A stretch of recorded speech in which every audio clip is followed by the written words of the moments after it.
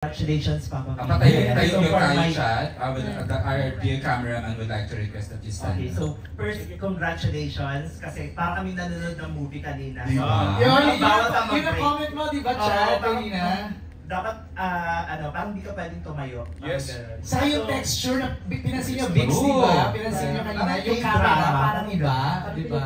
Correct, very cinematic. So, for my first question, since yun nga na-mention kanina, bigatin yung mga stars dito. Parang seeing you sa isang frame, si Aiko, yung pag-akyat niya, tapos nandun si Tirso, John Arcilia, may Mylene Dizon pa.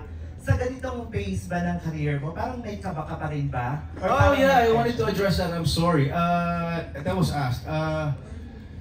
Dinadaga ako sa mga eksena, syempre.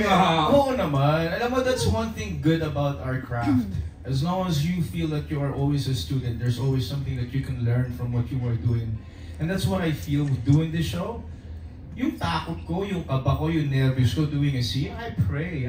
Yung isang lumalabas yung kabog ng dibdib ko sa dibdib ko, and I have fun doing it. After the scene, I'm like, sarap. Diba? Yun naman yun eh. That's the exciting part of it. When you act out of passion, tapos hindi mo alam magiging outcome, and then seeing it kanina, I had to control myself many times because sabi ko na-overwhelm ako, di ba? So yun, kinakabahan pa rin po talaga ako. Lagi. Lalo pag yung mahiling ka eksena mo, walang tapo na reaction. Galing. Kanina parang ini-establish pa lang yung mabait mo na character. So parang mas lalo tuloy kami nagki-crave doon sa masama na side ni Piolo. Oo nga eh. Ni Rafael, no? So parang paano naging challenging sa'yo yung mga eksena, yun, lalo na yung pag-switch mo from bida kontra bida? Yeah, wala pang switch na mangyayari dyan. Yung nakita niyo yung last frame when I said, mamamatay tao na ba pag-bida natin. That's the pivotal point for his character. And I had to, wow. When we were doing the scene, I had to stop many times because I was getting so overwhelmed by emotion. So yun, it doesn't happen overnight. We want to make him as real as possible para hindi siya caricature, pagdadaanan niya lahat ng sakit at ginawa sa buhay. Since ito ay pamilya, meron aasahan ba namin sa mga susunod pang mga episode? May mga papasok na mga bagong character? Marami, daming budget ng ibig, hindi joke lang. Hindi, marami. Oo, huwag natin ibigay lahat. Nakita na namin eh. Yeah, Joko. Yeah, Josibela. Oh. Diba, ang dami pa papasok. Kaya nakakataba ng puso for ABS to really prioritize and give credit to the cast and the story na alam mong wow naman talaga, you know. So, yun lang po talaga yung ipagmamalaki natin na gumagawa tayo ng isang bagay na hindi natin kino-compromise yung storya at saka yung casting. And last question na lang, for the two na lead actors, si Gray at saka si Kyle, going back doon sa, nung ikaw nasa stage nila, ano yung nakikita mo sa kanila? Nakita ko yung kanina. Ng ABS-CBN? Nakita ko yung sarili ko sa kanila. 3 decades ago. Sakit ba? Totoo kasi. Hindi naman. 3 lang naman. Parang 2.5. Actually 3, oh no. Yan. Alam ko yung patay. Hindi mo lang. There were scenes na biglang papasok si Kyle. Parang sabi ko ginawa ko yun dati. There are scenes papasok si Kyle. Ganyan din yun. Alam mo, wow! Nakakatawa silang panoorin. And there's so much in store for these guys. Their commitment to their craft. I think it would not have worked if they were not committed enough. Or if they were not open enough to say na we have so much to learn. Lahat ng reaction na binigay nila halfway through, sila na yun. Wala nang instruction ng director. So you can see that really they can deliver at marami pang mapupunta ng dalawa. Thank you and congratulations. Thank you. Thanks, Chad. Grabe energy ni Lolo, no? Ni Piolo, no? Wait, the show was completely shot in vacuum? Most of it, like probably more than half. We're not done yet, pero we're just going back to Baguio this weekend for the 3rd cycle. So we've been there. Yeah. Okay. At tama yung sinabi mo, Kuya EJ, kasi kanina habang sumasagot si Piolo ng mga tanong, pinag-obserbahan ko lang Iba, siya. no? Iba yung spirit niya now. Kasi if I can share lang, 2 years ago when I was interviewing you for Flower of Evil, parang nasa mata mo, parang uncertain ka pa na parang tuloy-tuloy ba to? Will I really do a comeback? As they call it, parang ididire-diretso ko na ba tong pagbabalik ko sa TV or movies? yeah, because- Pero iba yung Because I said that's it, right? I was quitting soap, no? Yeah. Wala eh.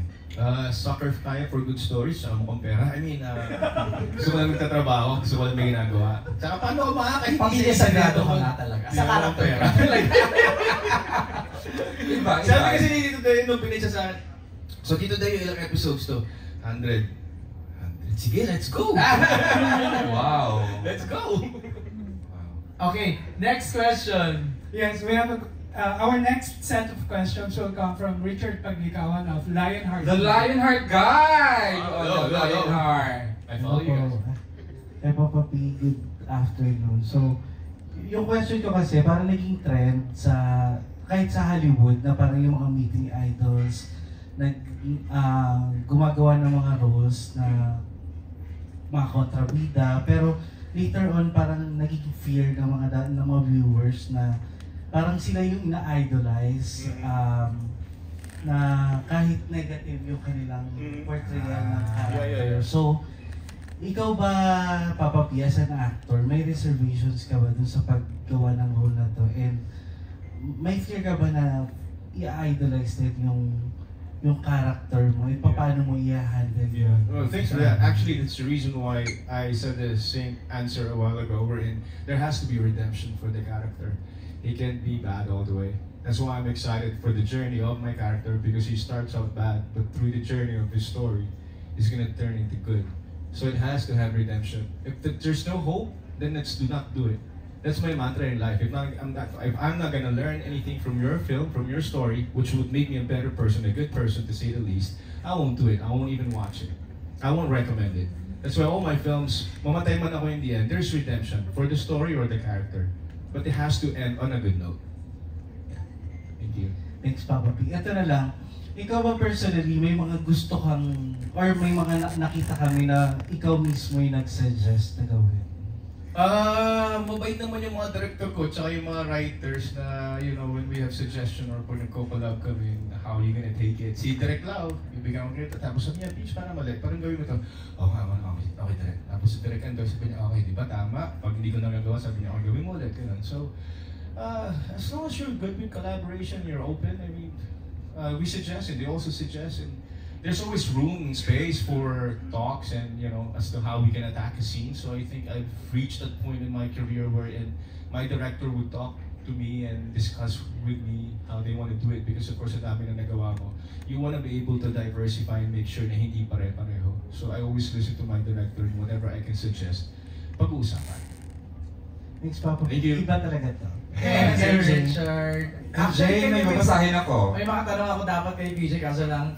I understand she's watching right now. See, the head of integrated marketing is Cookie Bartolome. Cookie Miss Boy! Cooks! Sabi niya, I've just finished reviewing Pamilya Sagrado. Sobrang gripping at ang galing ng storytelling. Every character, especially Piolo, very intriguing and interesting. I can't wait to watch the other episodes and see how the story unfolds. That's Miss Cookie, the head of entertainment, integrated marketing.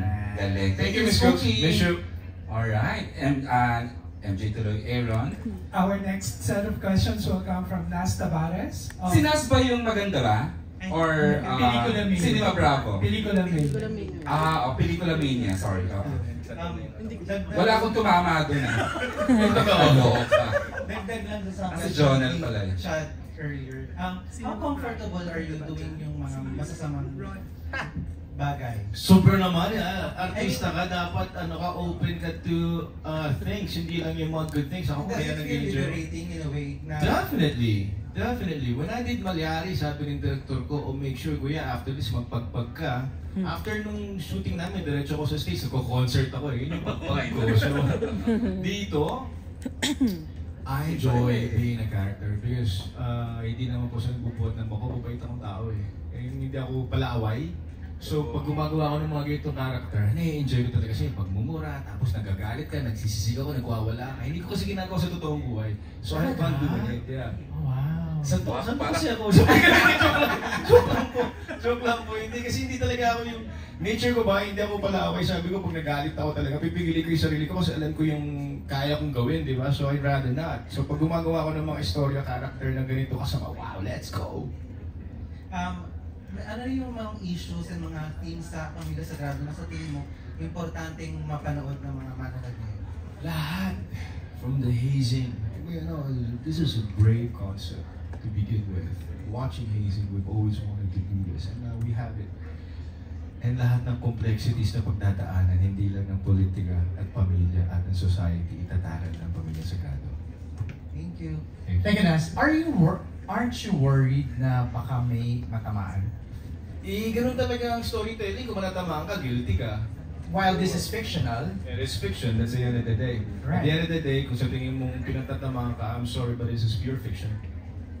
there you go. Okay.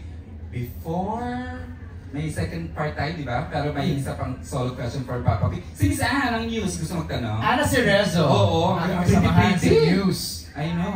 Hi. Hi, since, by the way, congratulations. Thank you.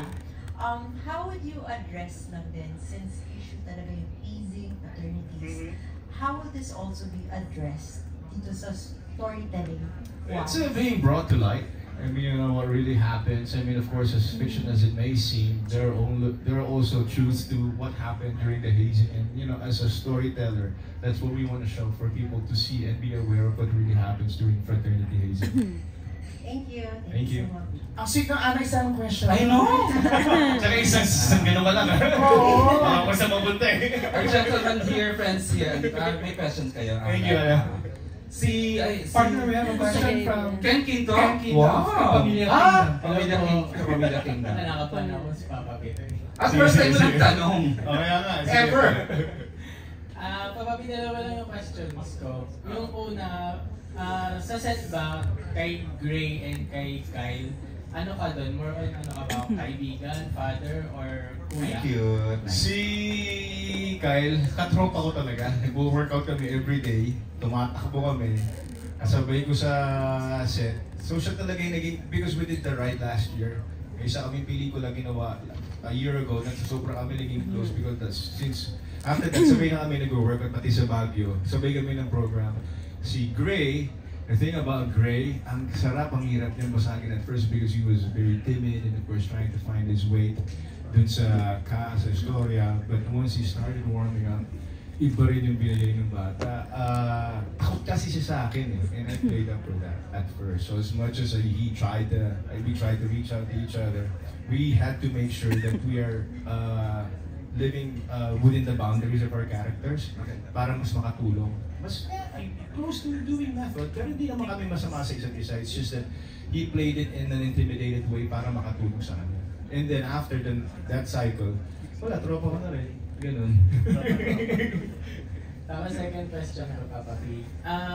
Kasi yung mga katrabaho mo dito, talagang mga batikang artista, hindi kami sa kami dun sa mga yun.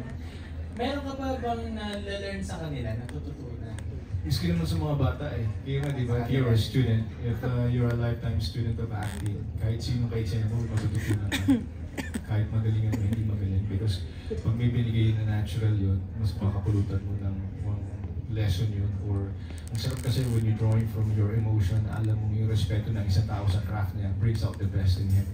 So doon, mga ganun yung tinitingnan ko and I learned from that. I try to do that myself as well. Thank you. Thanks, Ken. Before the question, Kuya Sunny, magtatanong ka. Kuya Sunny! Charo. Kasi kala parang gusto niyo magtanong. Parang tumataas yung kwento kasi bata ka, Kuya Sunny. Bata lang. Teka lang ha, baka gusto nga naman talaga niya. Pero Kuya AJ, alam mo, Yes, parang AJ. again, sorry pero habang pinapakinggan ko na si Pio, nagka-flashback sa akin yung mga times na, we were just promoting Noah. Oh my God, no. Unta. Past projects, PJ, starting over again. Here in this same venue, parang medyo nag-ano lang sa mind ko na parang Lahat dito nangyari yun. lahat ng mga And then milestones. that's when I remember starting over again when we had a victory party here. I cried Kasi doon ka na nga nagpapaalam. Song ko talaga yung start. Kaya, oh yeah! Natandaan mo yun. Yes! Such a full circle. That was 20 years ago, 2004. Milestone moment yun. 2004. Nag-flashback sa mind ko lahat ng nangyayari dito sa 14th floor. Ako nakalimutan ko na sa download. Ako rin eh. Ang Wow. dami! No, it was really a different kind of energy I had at that time. I was tired. But then the movie was a success, and that's when I realized wow. here on stage, and I couldn't control myself, I cried. Sabi ko, ang sarap palang pag ini-embrace ka ng isang industriya na gusto mo nang iwan, tapos pag nakita mo yung appreciation nila sa'yo, hindi ka pala makakalis. Ang dami mga iconic. So wala ka nang iniisip na gano'n ngayon? Saka na, sarap ng bayad eh. Saka ano, you're getting your flowers now. Saan? Hindi Saan tayo? Di ba? You're getting your flowers now. You're being recognized for good Hindi work, naman for natin, projects. hindi na ano yan eh. Ang I sa atin know, lang, we're pero- sucker for good stories, and as long as the good scripts keep coming, we'll stay. Right. We'll stay. If there's any good story to tell that they tap me to be part of, I'll do it. Saka Piolo, anong secret mo sa reinvention? Making sure na hindi mo ginawa yung ginawa mo na dati, and you trust your artistry, you trust Papi, your ito talaga first, hindi mo ito nagawa even before itong sagrado. Oo, di ba? Tapos ilabas ko na yung puting buho ko eh. That's what it is, man. So I'm growing with my character. I'm growing with my artistry. I'm growing as an artist, and I want to keep on growing. Having said that, marami pa bang hindi nagagawa? Sobrang dami naman, MJ. And dumarating tayo sa punto ng buhay natin, nagkakaya ko palang gawin. The way pwede na pala ako dito. Like, look at Richard Gere. I mean, who would have thought he'd be starring in a film right now? He was just in Cannes. So parang, when I saw Hugh Jackman perform, dancing, sing at the Music Man in New York, 54, sabi ko, kaya ako tinanggap yung Ibarra. Who am I to say na hanggang dito ka na lang? Right. I always want to challenge myself and become better by doing different characters. Right. Street na nga lang eh. Meryl Streep na nga lang at over 60, di ba? So yung siguro, there's a character na gusto kong gawin, stripper, gano'n. No, wait, ito ba yan? Joke lang.